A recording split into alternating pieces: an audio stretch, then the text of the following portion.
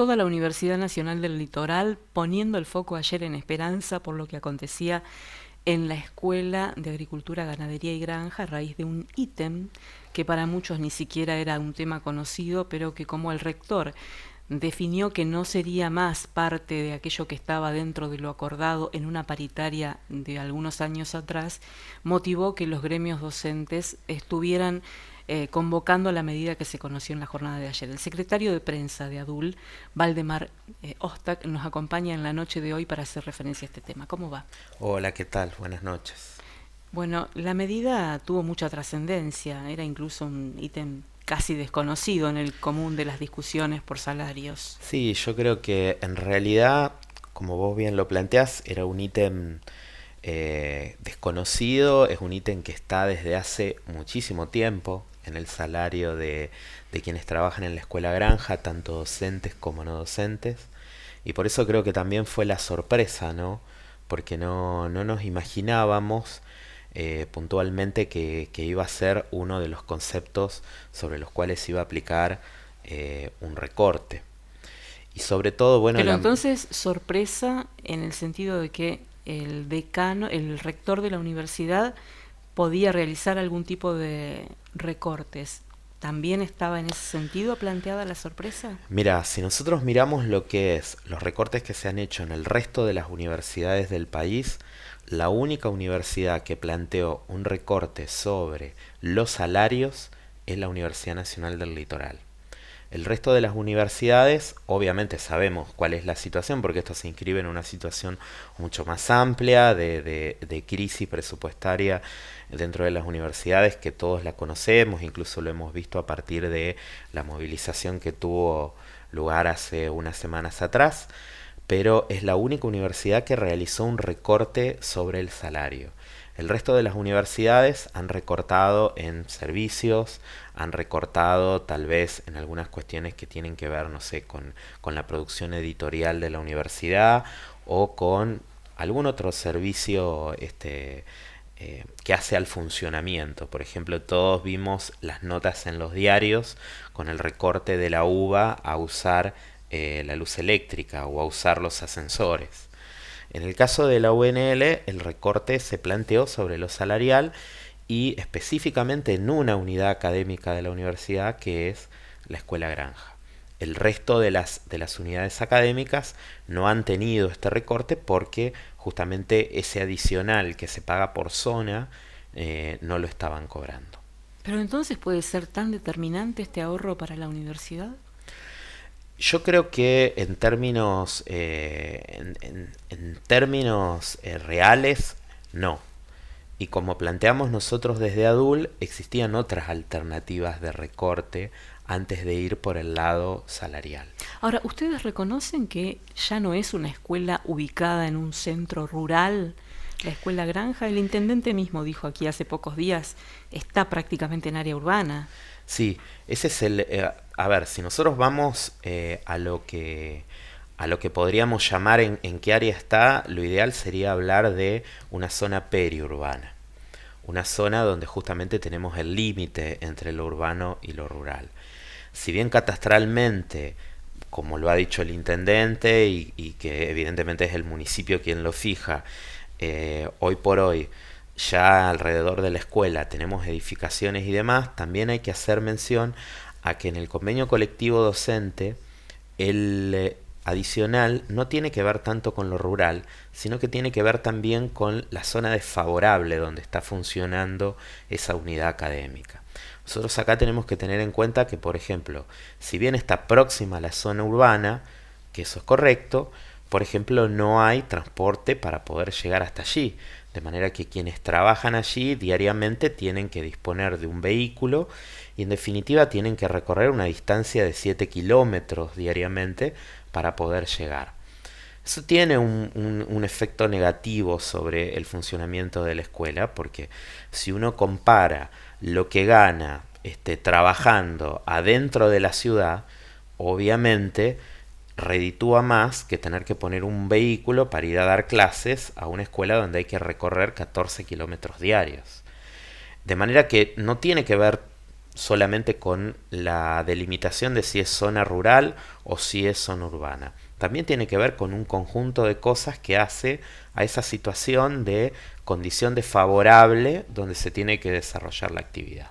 ¿Esto cambió de alguna manera el plan de la escuela a partir de conocerse esta noticia? ¿Hay docentes o no docentes que se plantean ya cambiar el ámbito laboral? Y hay algunos que sí, porque también no hay que perder de vista una cuestión muy importante, que estamos hablando de una escuela preuniversitaria, donde algunos de los docentes al mismo tiempo somos docentes universitarios, o sea, también trabajamos en las otras unidades académicas de la escuela. Eso hace que muchas veces, obviamente, uno compare costos y compare beneficios de estar trabajando en ese lugar, digamos. Con lo cual es difícil imaginar el futuro, o bueno, o sea, uno se imagina en el futuro con la dificultad de poder conseguir docentes para cubrir cargos. No es tan sencillo lograr que una persona esté dispuesta a tomar un trabajo donde va a tener un costo mayor del que tendría si trabaja dentro de la ciudad. Eso es claro, ¿no? Si bien en lo inmediato no se ve, porque bueno, esto es muy reciente, esto pasó hace 2 semanas, nadie renunció, digamos, en ese tiempo todavía. Sí a futuro. Esto pasó el 16 de mayo, si no recuerdo Esto mal. pasó el 16 de mayo. ¿Y por qué pasó tanto tiempo hasta que definieron la medida, si estaban realmente, digamos, afectados? Esto pasa el 16 de mayo y nosotros tenemos la comunicación hace 2 semanas.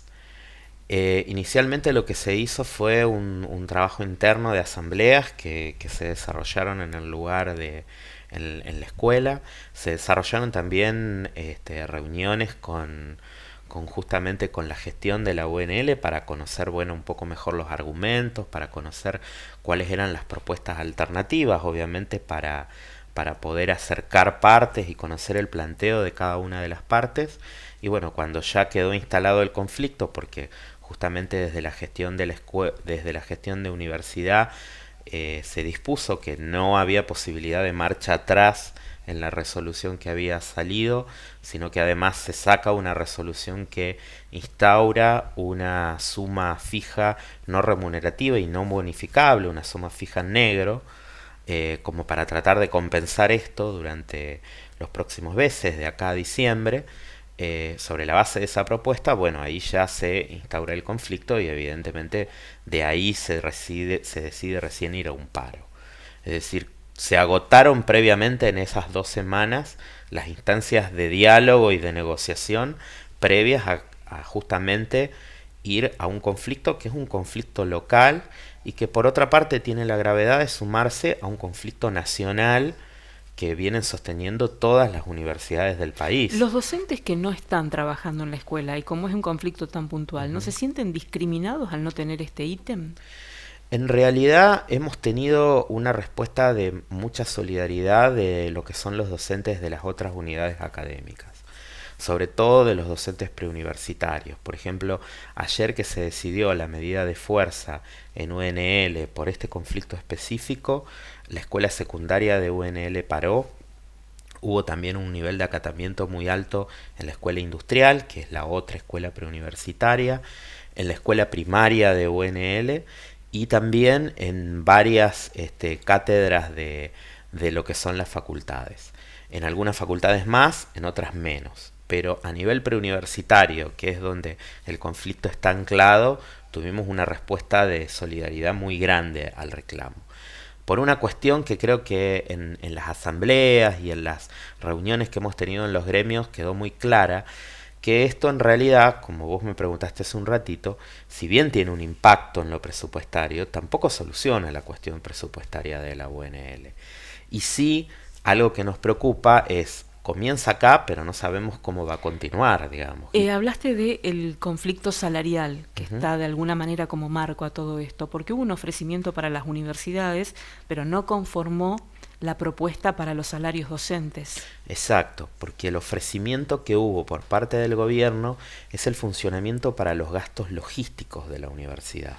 No así para los gastos salariales, no así para los gastos que se derivan de las actividades de investigación, no así para los gastos que tienen que ver con la cuestión del funcionamiento editorial de las universidades o todo lo que significa el presupuesto de becas.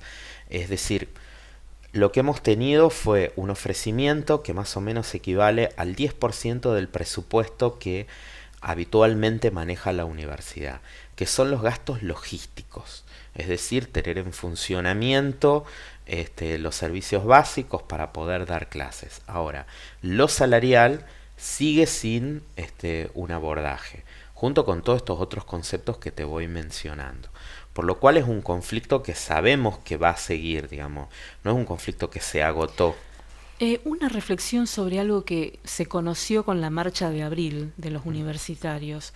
Docentes que están afectados a la tarea de acompañamiento en cátedras o de dar clases, pero no percibir salario. ¿Cómo es eso? Eso es algo que dentro de las universidades existe desde hace mucho tiempo y pero ¿y los gremios por qué aceptan bastante esto? Terrible. En realidad no lo aceptamos, en realidad se plantea es una de las cuestiones históricas que se viene planteando de eliminar lo que son los cargos ad honorem.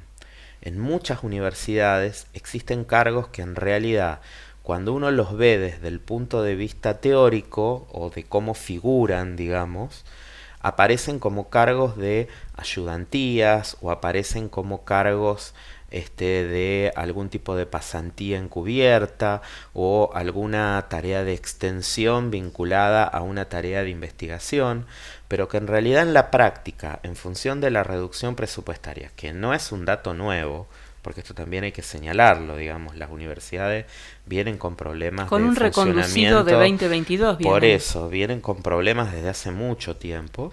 Ante esa restricción presupuestaria y esa falta de recursos, son cargos que de repente en la práctica empiezan a tomar o asumir funciones que originalmente no estaban contempladas. Entonces te encontrás con esta situación donde hay gente que está dando clases y que de repente no tiene el cargo docente para hacerlo. Son situaciones muy irregulares y que se vienen denunciando desde hace muchísimo tiempo, pero en esta lógica de recorte muchas veces tienden a prolongarse en el tiempo y a aparecer, porque también muchas veces es gente que, primero que no está gremiada, con lo cual el gremio no las detecta fácilmente, y otras veces es gente que muchas veces aspira a quedarse tal vez en ese lugar y no quiere, por decirlo así, agremiarse y plantear el conflicto y visibilizarlo, porque como está en una situación de total fragilidad, pueden prescindir de él inmediatamente. Entonces a veces es muy difícil, digamos, justamente llegar a esa persona, detectarla y lograr que de alguna manera ponga en evidencia la situación en la que se encuentra. ¿Y la agenda de ADUL cuál es ante el conflicto puntual de Esperanza y el tema salarial general? Ante el conflicto puntual de Esperanza, nuestro pedido es seguir insistiendo con la posibilidad de que esa resolución tenga marcha atrás, o bien hablemos de la posibilidad de un adicional que sea incorporado al recibo de sueldo. En eso nosotros vamos a ser tajantes porque la cuestión de las sumas en negro es una lucha que llevó muchísimo tiempo para los gremios universitarios y para poder evitar que se pague el salario docente con luchas en negro. De manera que la suma en negro para nosotros no es una alternativa.